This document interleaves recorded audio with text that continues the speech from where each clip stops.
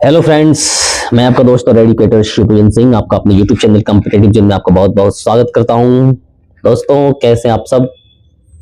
I hope all of you are very well और आप अपनी पढ़ाई को जारी रख रहे हैं इस चैनल के माध्यम से। ओके, क्या देख रहे हैं आप? टॉप 200 इंडियन कॉन्स्टिट्यूशन क्वेश्चंस इसकी सीरीज में लेकर के आपके सामने आया हूं। विभिन्न परीक्षाओं से संबंधित मॉक टेस्ट तो आपको इस चैनल के माध्यम से प्रोवाइड करवाए जा रहे हैं। अभी फिलहाल आरआरबी लेवल 1 के जो एग्जामिनेशंस हुए इसके बहुत सारे टेस्ट्स मैंने इस चैनल के माध्यम से आपको प्रोवाइड करवाए हैं। जो बच्चे आरआरबी के होंगे वो यहां से देखेंगे और एग्जामिनेशन में अपीयर होंगे, है ना।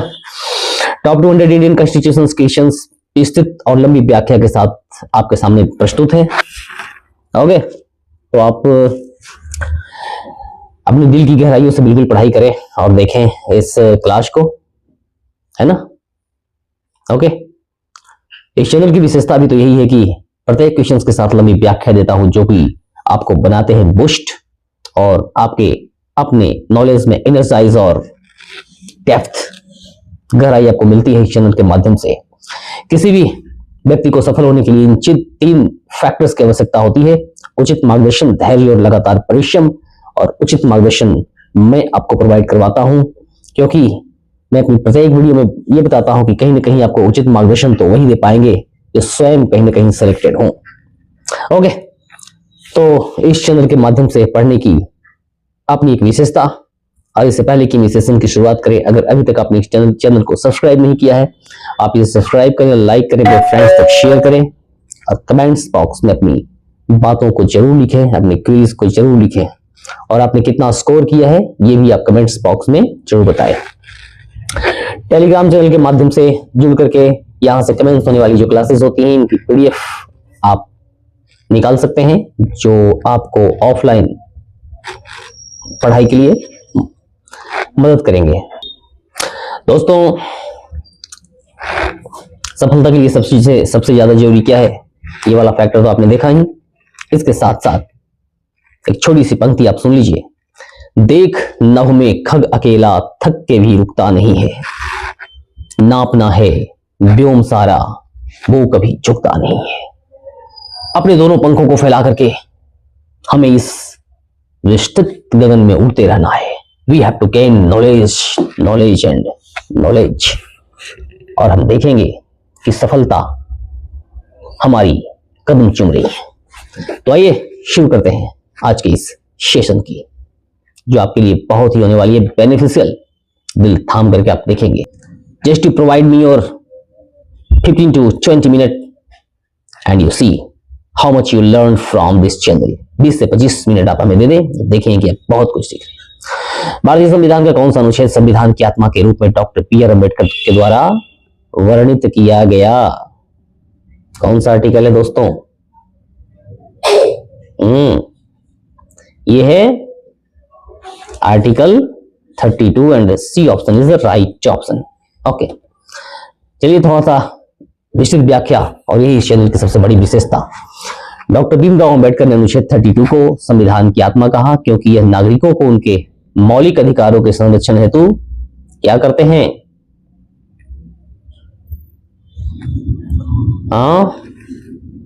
सर्वोच्च न्यायालय जाने का अधिकार देता है।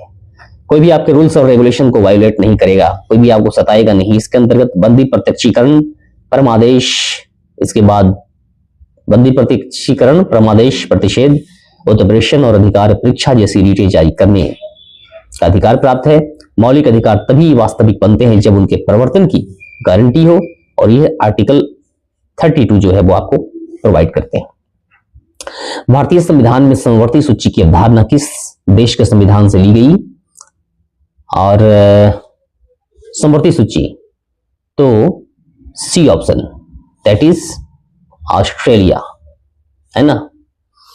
समवर्ती सूची वह सूची है जिस पर केंद्र और राज्य जो है वो दोनों कानून बना सकते हैं, है ना। बहुत सारे क्वेश्चन यहां से राइज होते हुए यह अवधारणा ऑस्ट्रेलिया के संविधान से ली गई है। भारतीय संविधान के 7वें अनुसूची में संघ सूची, राज्य सूची और समवर्ती सूची का उल्लेख है। यदि समवर्ती विषय पर केंद्र और राज्य के कानून में टकराव हो तो केंद्र का कानून जो है वो प्रभावी होता है। तो आपने पेंडोरा बॉक्स में बहुत सारी चीजों का अध्ययन किया। संविधान सभा की पहली बैठक कब हुई थी? When was the first meeting of the Constituent Assembly held? कब हुई थी? और 9 दिसंबर 1946 है ना, 9 दिसंबर 1946 is the right answer here. भारतीय संविधान की पहली बैठक 9 दिसंबर 1946 को कहां हुई थी? नई दिल्ली। हाँ, 9 दिसंबर 1946 ईस्वी को नई दिल्ली के सेंट्रल हॉल में हुई थी। इस बैठक में डॉक्टर सच्चिदानंद सिन्हा को अस्थायी अध्यक्ष बनाया गया था। यह भी तो क्वेश्चन पूछा जाता है बार बार। डॉक्टर सच्चिदानंद सिन्हा जो है वो कौन अध्यक्ष थे? कौन से अध्यक्ष? तो ये अस्थायी अध्यक्ष थे।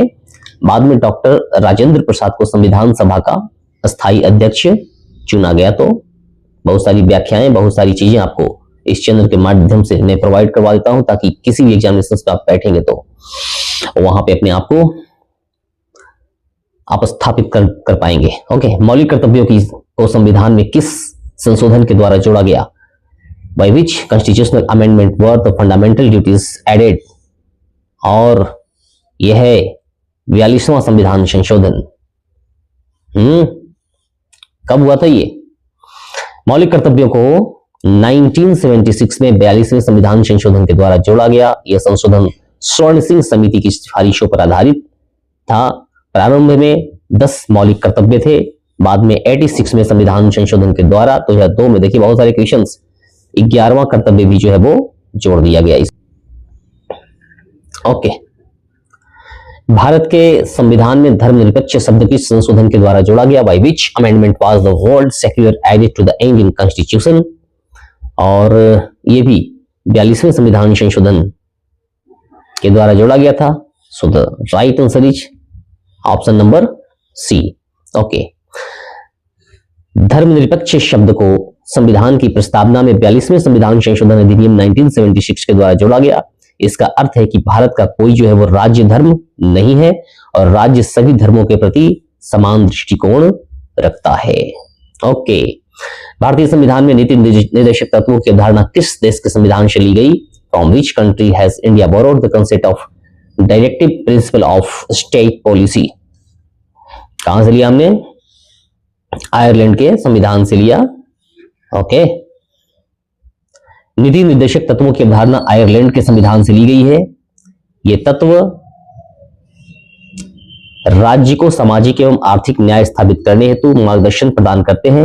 यद्यपि ये न्यायालय के द्वारा जो है वो परिवर्तनीय नहीं है, न्यायालय में इसकी चुनौती हम नहीं दे सकते हैं, फिर भी शासन के लिए मौलिक दिशा निर्देशक सिद्धांत जो है वो डीपीएसपी यानी कि नीति निर्देशक तत्व है।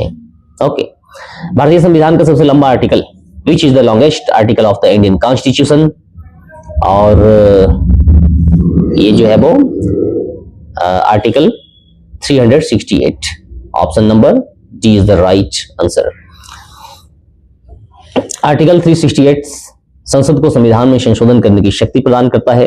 सर्वोच्च न्यायालय ने केशवानंद भारती बाद में मूल जो संरचना का सिद्धांत जो है वो प्रतिपादित किया, जिसके अनुसार संसद संविधान की मूल संरचना को नहीं बदल सकती है।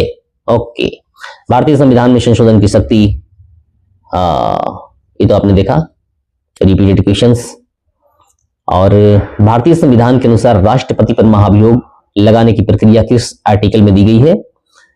और ये आर्टिकल जो है वो 61 है ना। C answer is right, C the right answer here. Okay, अनुच्छेद 61 के अंतर्गत राष्ट्रपति पर संविधान के उल्लंघन के आधार पर महाभियोग इम्पीचमेंट जो है वो लगाया जा सकता है। इस प्रक्रिया में संसद के दोनों सदनों की विशेष बहुमत से स्वीकृति आवश्यक होती है। तो बहुत सारे क्वेश्चंस यहां से राइज होते हैं। ओके, बहुत standard and advance questions all of you are learning from this channel. संविधान के किस भाग में आपातकालीन उपबंध दिए गए हैं? Emergency provisions are mentioned in which part of the constitution? और किस भाग में? ये भाग 18 में। Okay, Part 8, option C is the right answer, and the emergency provisions are mentioned here. Okay. भाग 18 कहां से कहां तक? आर्टिकल 352 से लेकर के 360 तक राष्ट्रीय आपातकाल, राष्ट्रपति शासन और वित्तीय आपातकाल का प्रावधान है। इनका उद्देश्य संकट के समय देश की एकता और अखंडता को बनाए रखना है। ओके, कैसी लग रही है क्लास? एक्सक्लूसिव क्लास में आप सब बहुत कुछ सीखते हुए, ये मैं जानता हूं, और बिल्कुल हम सब मिलकर के नया कारवां खड़ा करेंगे और सिलेक्शन की छड़ी इस चैनल के माध्यम से लग जाएगी दोस्तों। तो just you be with this channel. आप अपना बहुमूल्य समय हमें देते हैं और हम सब मिलकर के निर्माण करते हैं अपने आने वाले भविष्य का। संविधान की 8वीं अनुसूची का संबंध किससे है? The 8th schedule of the constitution is related to which subject? और ये है मान्यता प्राप्त भाषाएं जो है वो 8वीं अनुसूची हमें दी गई हैं। So the option C is the right answer. देखते हैं क्या कुछ चीजें निकल करके सामने आती हैं व्याख्याओं में। 8वीं अनुसूची में भारत की मान्यता प्राप्त भाषाओं की सूची दी गई है और प्रारंभ में 14 भाषाएं थीं जो वर्तमान में बढ़कर के 22 भाषाएं हो चुकी हैं। एक वीडियो में आपको लाऊंगा क्लास, उसमें ये चीजें होंगी कि कौन से लैंग्वेज को किस अमेंडमेंट में और किस ईयर में जो है वो शामिल किया गया है। तो ये सारी चीजें आपको दूंगा मिला करके। भारतीय संविधान में एकल नागरिकता की व्यवस्था किस देश से ली गई है? The concept of single citizenship has been borrowed from which country? और ब्रिटेन के संविधान से हम लोगों ने लिया है क्या चीज? The concept of single citizenship, एकल नागरिकता का सिद्धांत हम लोगों ने कहां से लिया है बच्चों? ब्रिटेन के संविधान से लिया है। भारत में जो है वो केवल एकल नागरिकता का ही प्रावधान है हमारे आर्टिकल में, अर्थात पूरे देश के लिए एक ही नागरिकता, ये अवधारणा जो है वो ब्रिटेन से ली गई है और राष्ट्रीय एकता को मजबूत बनाती है। ऐसा नहीं कि बहुत सारे स्टेट्स हैं तो आप अलग अलग स्टेट में जाएंगे और अलग अलग नागरिकता आपको लेनी होगी, नहीं, एकल नागरिकता का सिद्धांत। ओके, भारतीय संविधान में न्यायपालिका की स्वतंत्रता किस देश से प्रेरित है? Judicial dependency in the Indian constitution is inspired by which country? और the country is America. America से जो है वो हमने क्या लिया है? न्यायपालिका की स्वतंत्रता जो है वो हमने सुनिश्चित करने का अधिकार अमेरिका के संविधान से लिया है ना। न्यायपालिका की स्वतंत्रता की अवधारणा अमेरिका से ली गई है, जिसमें न्यायाधीशों की नियुक्ति, कार्यकाल की सुरक्षा और वेतन की गारंटी जो है वो शामिल है। संविधान सभा में उद्देश्य प्रस्ताव किसने पेश किया था? Who presented the objectives resolution in the constituent assembly? हाँ, बहुत इंपॉर्टेंट क्वेश्चंस और एग्जामिनेशंस में बार बार रिपीट किया जाने वाला doctor Jawaharlal Nehru is the right answer. इन्होंने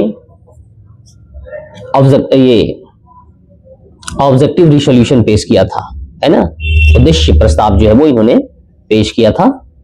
या ये उद्देश्य प्रस्ताव 13 दिसंबर 1946 को जवाहरलाल नेहरू के द्वारा प्रस्तुत किया गया, जो आगे चल करके संविधान की प्रस्तावना का जो है वो आधार भी बना था। ओके, संविधान का संरक्षक किसे कहा जाता है? Who is called the guardian of the constitution? और निश्चित तौर पे सर्वोच्च न्यायालय जो है वो सुप्रीम कोर्ट को संविधान का संरक्षक कहा जाता है। सर्वोच्च न्यायालय संविधान का संरक्षक क्यों है ना? क्योंकि वह संविधान की व्याख्या करता है और उसके उल्लंघन को भी जो है वो रोकता है, इसलिए सर्वोच्च न्यायालय जो है वो संविधान का क्या है? गार्जियन है, मौलिक, है ना, संरक्षक। मौलिक अधिकारों को निलंबन किस आपातकाल में होता है? Suspension of fundamental rights occurs during which emergency? राष्ट्रीय आपातकाल, राष्ट्रपति शासन, राष्ट्रपति शासन के दरमियान जो है वो क्या होता है, मौलिक अधिकारों का निलंबन कर दिया जाता है। So the right answer is option number B. ओ, राष्ट्रीय आपातकाल, नेशनल इमरजेंसी के समय ये चीजें होती है दोस्तों, है ना। तो ये जो है ना आपका, ये जो है वो राइट आंसर यहां पर हो जाएगा। ओके, राष्ट्रीय आपातकाल related to which article, article 352। इसके दौरान जो है वो 19, आर्टिकल 19 जो है वो स्वतः निलंबित हो जाते हैं, है ना। तो नेशनल इमरजेंसी जो है वो आर्टिकल 352 से संबंधित अनुच्छेद 19 जो है वो स्वतः निलंबित हो जाता है, तथा अन्य अधिकारों का निलंबन भी जो है वो राष्ट्रपति के आदेश से हो सकता है। ओके, मौलिक अधिकार जो है वो आर्टिकल 19 में कौन सी स्वतंत्रता है, कौन सा अधिकार है, आप इसे आर्टिकल आप हमें इसे कमेंट्स बॉक्स में बताएंगे। ओके, भारतीय संविधान की प्रस्तावना किस उद्देश्य को दर्शाती है? The preamble of the constitution reflects which objective, संविधान का दर्शन, है ना। जब हम प्रीएम्बल को देखते हैं तो पूरे संविधान का खाका जो है वो हमें कुछ ही मिनटों में प्राप्त हो जाते हैं। तो ये संविधान का जो है वो मुखड़ा होता है ना। ओके, चलिए थोड़ी सी व्याख्या इसकी देख लेते हैं। प्रस्तावना जो है वो संविधान का दर्शन और मूल आत्मा को दर्शाती है, जिसमें न्याय, स्वतंत्रता, समानता और बंधुत्व के आदर्श जो है वो निहित होते हैं। ओके, तो क्या देखा आपने दोस्तों,